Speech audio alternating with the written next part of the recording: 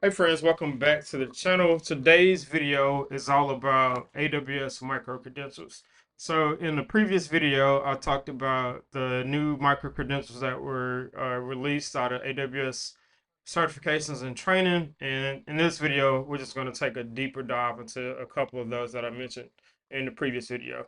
So what is a microcredential? It basically validates your real world validates your AWS knowledge using real world experience, and it allows you to apply that theoretical knowledge to hands on building out AWS infrastructure in a timed manner. So each micro credential is a timed time box with a 2 hour time window in it, and it's used to verify your proof of the AWS skills that you have.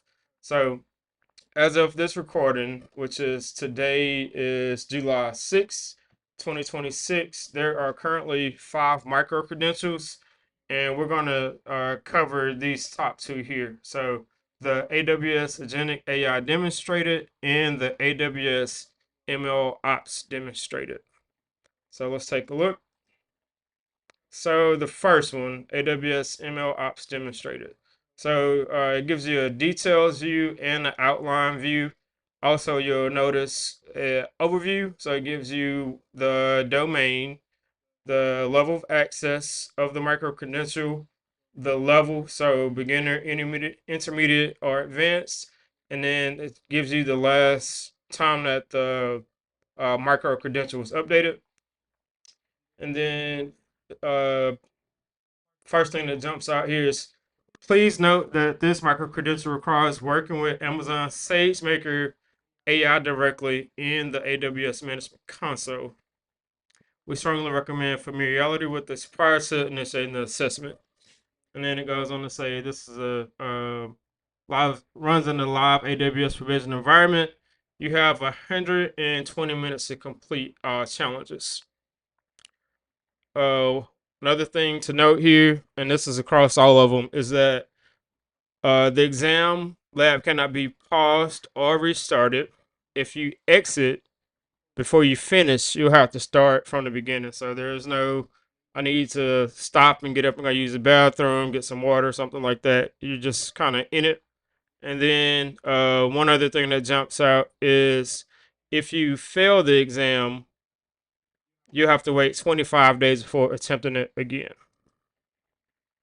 Okay. So next up are the objectives.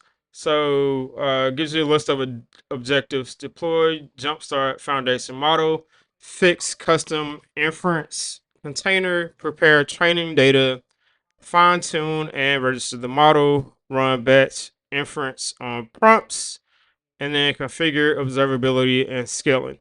And then below, it gives you a list of all the AWS services you will come in contact with during this exercise.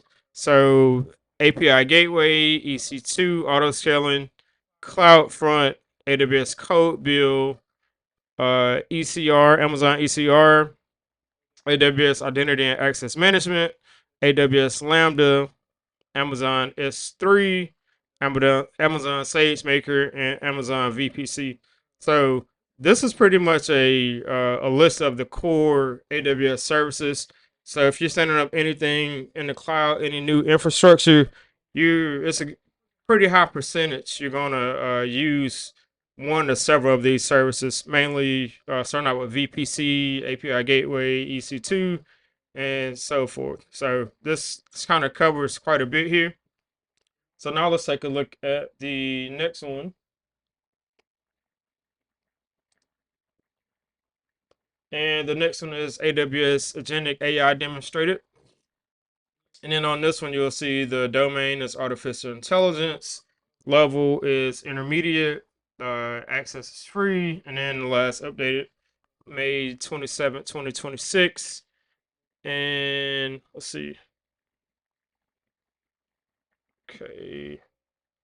Same thing here. Assume you have agentic AI skills, and then the objectives here. So fix Amazon Cognito OAuth MCM authentication, fix Agent Core runtime configuration and integration, fix Agent Core gateway, and create quality control target.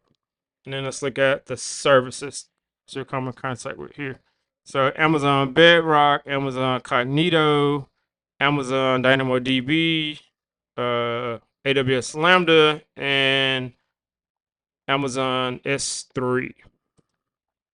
Okay, one other thing to note here, as well as on the other assessment, is that it kind of gives you what you should prepare, what you should be familiar with to prepare for it. So on this one, it says practicing with AWS Simulearn Generative AI Practitioner for foundational skills, and AWS Simulearn Generative AI Architect for more training relevant to this assessment.